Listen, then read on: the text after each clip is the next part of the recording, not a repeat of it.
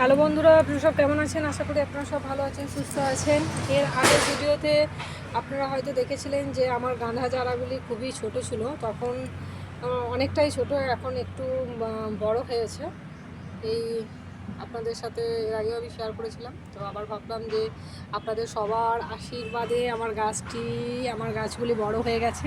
তো যাই হোক, আপনাদের সাথে শেয়ার করা যাক। তো সেটা আমি আমার কথা মতো শেয়ার করছি আপনাদের সবার সাথে। তো আপনারা সবাই আশীর্বাদ করেন যাতে গাছগুলি খুব তাড়াতাড়ি বড় হয়ে অনেক তাড়াতাড়ি যাতে ফুল দিতে পারে, আর ভগবানের চরণে যাতে আমরা অর্পণ করে পুজো করতে পারি।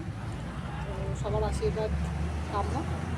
যখন রসুন গাছটিও অনেক ছোটো ছিল, তখন যখন দেখিয়েছিলাম তখন কুড়ি অবস্থায় ছিল, এখন অনেকটাই বড় হয়ে উঠেছে আপনাদের সবার আশীর্বাদে।